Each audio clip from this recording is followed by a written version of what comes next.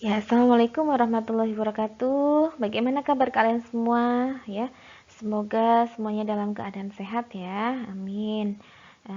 Ya, saya Bu Arliana. Pada kesempatan kali ini saya akan menyampaikan materi tentang kebutuhan dasar ibu bersalin ya.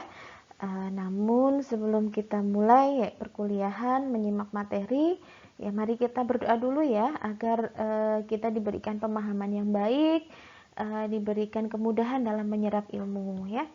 Berdoa dipersilakan.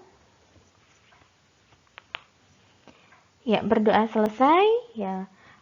Kebutuhan dasar ibu bersalin ya. Nah, asuhan pada ibu bersalin atau yang kita kenal dengan asuhan impartum itu adalah asuhan yang diberikan pada ibu bisa mempengaruhi angka kesakitan dan kematian ibu dan bayi baru lahir ya. Karena persalinan ini ternyata membutuhkan dukungan baik fisik maupun emosional ya. Sehingga rasa sakit yang ibu alami dan rasa tegang saat menghadapi persalinan bisa berkurang ya. Nah, standar pelayanan kebidanan ya yang dilakukan oleh bidan yaitu asuhan yang mendukung ya, yang bersifat aktif dan ikut serta dalam kegiatan yang sedang berlangsung dengan memperlihatkan prinsip-prinsip asuhan sayang ibu ya. Ya, 5 kebutuhan wanita saat bersalin ya. Yang pertama adalah kebutuhan fisik ya. Kebutuhan kehadiran seorang pendamping, penerimaan terhadap sikap dan perilakunya, kemudian informasi dan kepastian tentang hasil persalinan yang aman ya, kemudian pengurangan rasa nyeri ya. Nah, yang pertama adalah asuhan tubuh dan fisik ya. Asuhan ini berorientasi pada tubuh ibu selama dalam proses persalinan, sehingga akan menghindarkan ibu dari infeksi. Ya. Asuhan yang bisa diberikan yaitu menjaga kebersihan diri, berendam, merawat mulut, ya, menggunakan handuk, terus lalu pengipasan. Nah, menjaga kebersihan diri ya, ibu dianjurkan untuk membasuh sekitar kemaluannya setelah buang air besar ataupun buang air kecil ya, dan menjaga agar tetap bersih dan kering ya. Kemudian mandi di bak atau shower sangat menyegarkan dan menimbulkan rasa santai dan sehat ya. Kemudian berendam ya, beberapa wanita memilih menggunakan kolam untuk berendam pada kala satu ya. Beberapa wanita memilih melahirkan di dalam air ya, atau waterbirth ya. Yang lainnya telah memberikan komentar tentang betapa rileksnya mereka saat bersalin di dalam air ya. Ya, namun di sini perlu bak yang cukup besar ya agar air dapat menutupi abdomen ya. Ini juga berfungsi sebagai hidroterapi yang menyejukkan, membantu wanita untuk menghadapi kontraksi saat proses persalinan. Nah, di sini air membantu relaksasi, ya, lalu serviks juga bisa cepat berdilatasi ya. Tetapi setelah beberapa jam, frekuensi dan intensitas his mulai berkurang ya, sehingga wanita harus keluar dari baknya. Kemudian perawatan mulut ya. Ibu bersalin ya, nafasnya biasanya berbau, bibirnya kering dan pecah-pecah, tenggorokannya juga kering ya. Jika tanpa cairan oral dan perawatan mulut akan timbul rasa tidak nyaman ya, dan tidak menyenangkan bagi orang di sekitarnya ya. Kemudian perawatan yang dapat diberikan yaitu dengan gosok gigi ya. Ibu waktu mau bersalin itu perabotan yang atau perlengkapan yang dibutuhkan selain baju-baju ibu dan bayi juga perlengkapan mandi untuk ibu ya. Seperti pasta gigi, sikat gigi ya, atau memberikan cairan penyegar mulut ya, pencuci mulut ya, untuk lebih segar nafasnya. Kemudian pemberian permen juga bisa untuk mencegah aspirasi. Kemudian air putih atau air gula yang diminum diteteskan untuk rehidrasi atau melembabkan mulut ya serta tenggorokan. Nah, ini bisa diberikan pada ibu yang bersalin. Nah, handuk lembab juga bisa ya basahi handuk dengan air dingin, peras ya, menghasilkan air dalam jumlah cukup sehingga wanita mengunyah atau menghisap handuknya. Ini namun jarang dilakukan ya untuk di lapangan atau di praktek.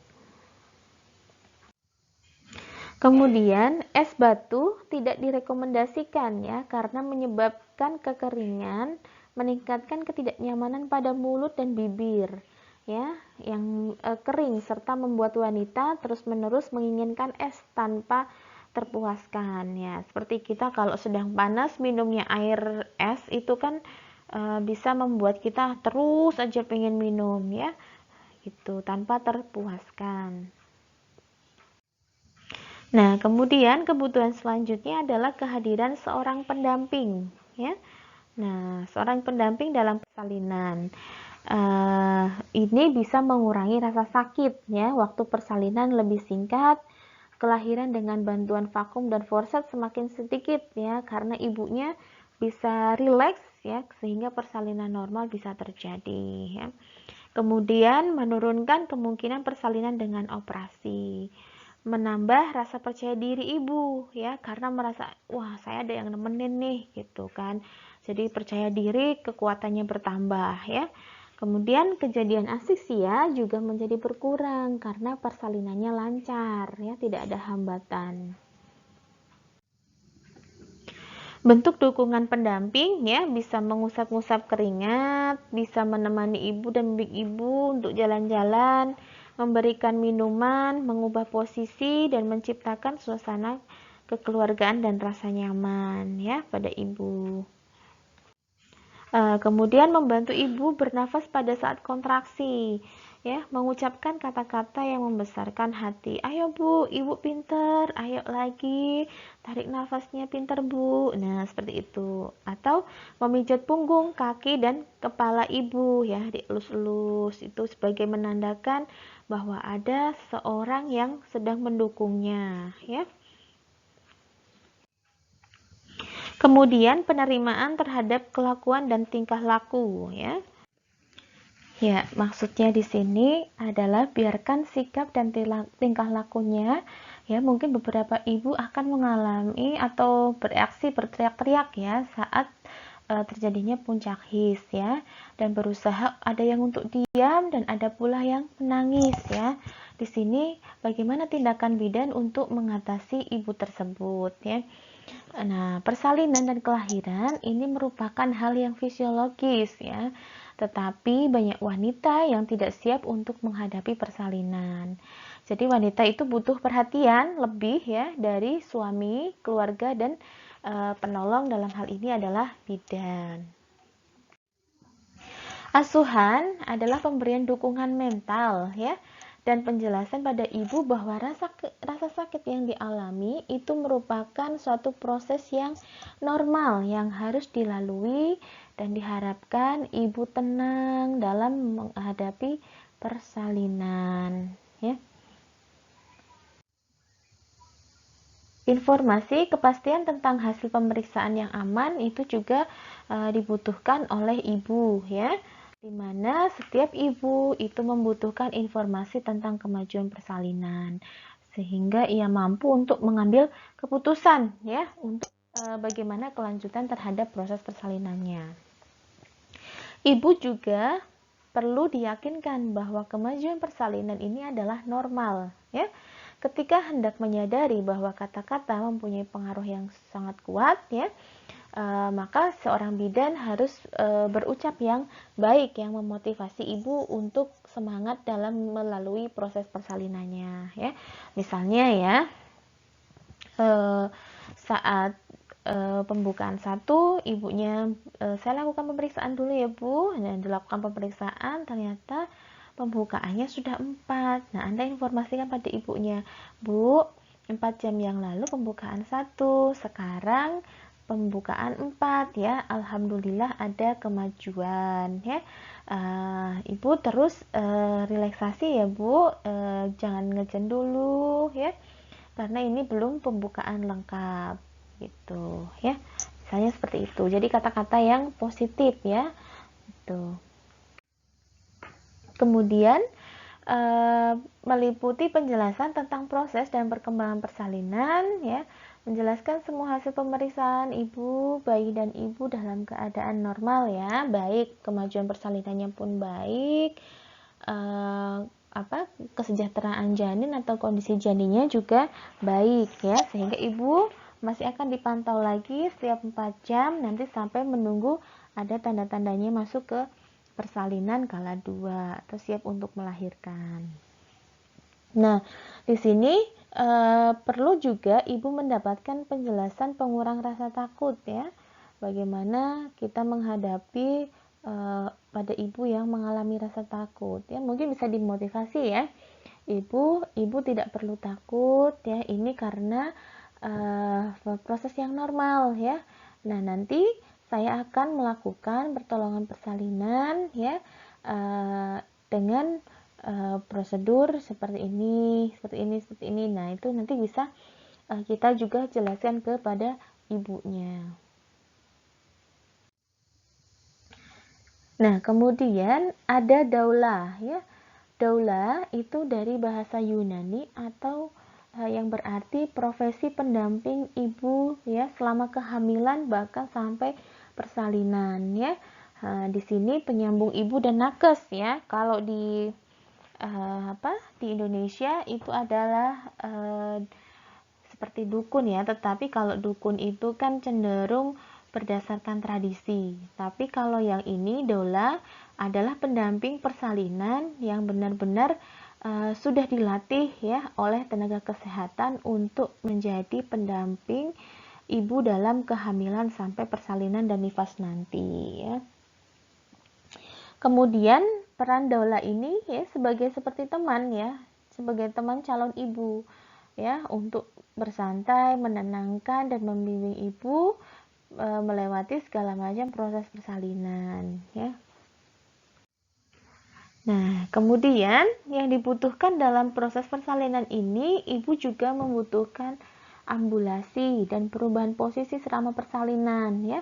Ini menjadi hak ibu untuk memilih posisi persalinan. Ya, seperti yang sudah kita ketahui ya, bahwa posisi-posisi dalam persalinan itu macam-macam ya. Ada yang nungging, jongkok, terus rekumben, litotomi ya, miring kiri, nah sebagainya. Cari posisi yang nyaman menurut ibu ya. Nah, dimana di sini pada saat proses ambulasi ya dan perubahan posisi itu akan membuat otot-otot relaksasi ya, sehingga sensasi dari pengendali rasa sakitnya juga turun. Nah, sehingga menyebabkan turunnya janin ya. Dan di situ juga menyebabkan kontraksi rahimnya yang meningkat ya. Kemudian waktu persalinan juga semakin menurun karena kontraksinya bagus, janinnya turun ya. Dan kebutuhan augmentasi tenaga oksigen juga berkurang ya. Di sini juga bisa mempengaruhi pengurangan dari penggunaan analgesik dan sesar ya, seksio sesaria pada persalinannya.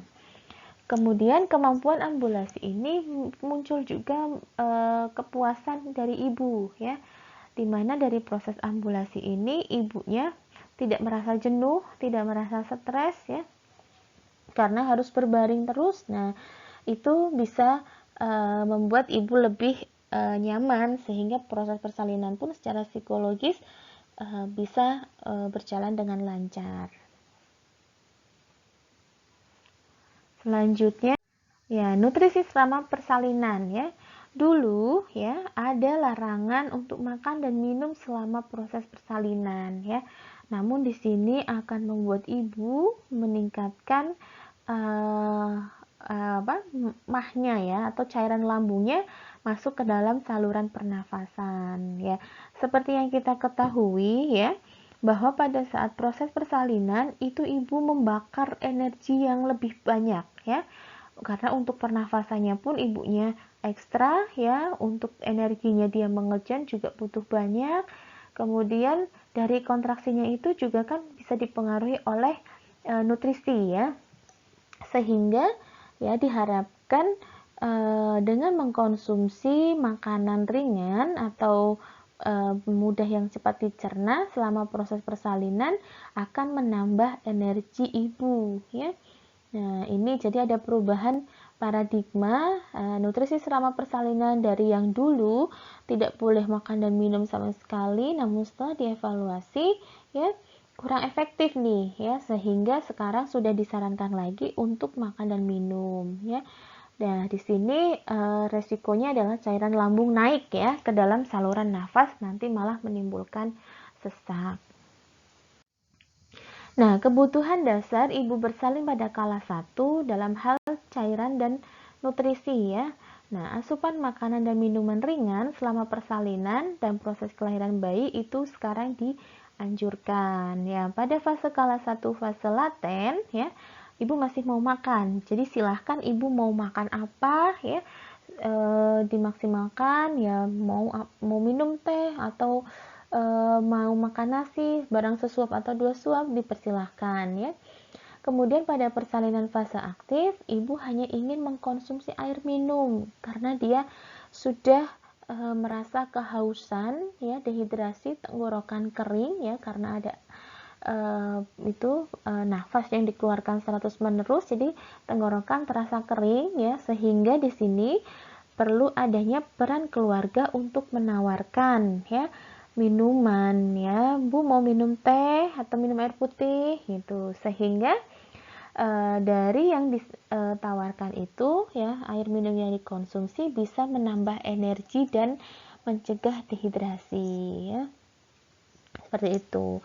Karena pada proses dehidrasi itu akan memperlambat kontraksi uterus dan menjadi kurang efektif ya. Nah, puasa tidak menjamin lambung kosong, bahkan meningkatkan keasam lambung. Ini berbahaya jika teraspirasi atau terhirup masuk ke dalam saluran pernafasan.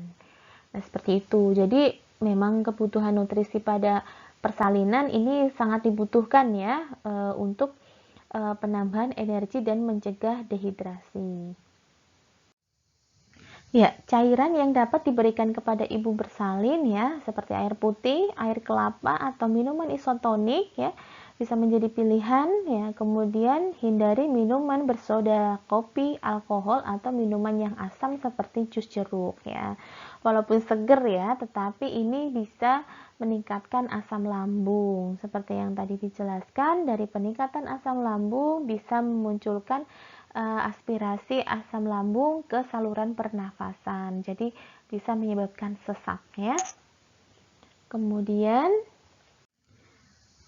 ya, pada ibu yang melahirkan dengan operasi sesar disarankan untuk puasa 6 jam sebelum operasi berlangsung ya, karena jika ibu hamil tidak mengosongkan lambung ketika menjalani operasi sesar dengan bius umum ya, general, maka kemungkinan makanan di dalam perut akan dimuntahkan ya, kemudian masuk ke dalam paru-paru saat efek obat bius mulai bekerja ya. Jadi sangat hati-hati, harus patuh nih ya, tidak boleh makan saat menjelang operasi 6 jam ya. Kemudian kebutuhannya juga eliminasi ya. Ibu boleh mengosongkan kandung kemihnya secara rutin ya, minimal sedikitnya 2 jam sekali dan lebih sering jika ibu ingin merasa berkemih. Jangan ditahan ya, karena kandung kemih juga bisa mengganggu, memperlambat turunnya janin ya, dan mengganggu kemajuan persalinan. Dan juga ibunya tidak merasa nyaman, ya jelas saja ya, kita yang tidak ada bayinya aja kalau nahan buang air kecil tidak nyaman, apalagi menahan buang air besar ya. Nah, mengganggu penata laksanaan distosia bahu. Jadi kalau ada persalinan-persalinan yang bahunya terjepit atau belum bisa putar paksi ya, Nah, itu kita lakukan dulu pengosongan kandung kemih ya. Kemudian bisa meningkatkan infeksi saluran kencing ya. Sama juga seperti kita yang tidak hamil. Kalau sering menahan buang air kecil bisa terjadi infeksi saluran kemih ya. Nah, pengosongan kandung kemih ini dilakukan sebelum kita memeriksa DJJ ya. Karena ya ibunya pastikan dulu merasa nyaman sehingga kita juga enak memeriksa ibu bersalin tersebut. Ya, untuk selanjutnya adalah pengurang rasa nyeri saat persalinan ya. Ya, nyeri persalinan ini merupakan pengalaman yang subjektif ya. Jadi setiap orang itu berbeda. Ada tadi ya reaksinya juga ada yang teriak-teriak, ada yang diam saja, ada yang menangis. Nah, itu tergantung dari subjektivitas orang-orang tersebut ya saat merespon terhadap kesakitan yang dialami ya. Nyeri persalinan itu disebabkan karena kontraksi uterus ya, dilatasi dan penipisan serviks, kemudian penurunan janin selama persalinan ya. Bayangkan panjangnya misalnya bayinya 48 cm, beratnya 3,5 ya. Mau masuk ke dalam jalan lahir, masuk ke rongga panggul. Nah, itu kan mengalami rasa sakit ya. Nah, respon fisiologis terhadap nyeri ya bisa muncul peningkatan tekanan darah ya, denyut nadi, pernafasan, keringat, diameter pupil dan ketegangan otot ya. Jadi itu efek dari rasa nyeri yang ditimbulkan saat proses persalinan. Rasa nyeri ini apabila tidak diatasi dengan tepat dapat meningkatkan rasa khawatir ya, tegang, takut dan stres ya, yang dapat akhirnya menyebabkan terjadinya persalinan lama ya. Macet, persalinan lama, kalau yang udah ngejen harusnya kepalanya udah lahir masih aja kepala baru terlihat 5-6 cm di depan vulva ya. Jadi mungkin bisa dievaluasi apakah ibunya merasa tegang ya atau khawatir, takut dan stres ya.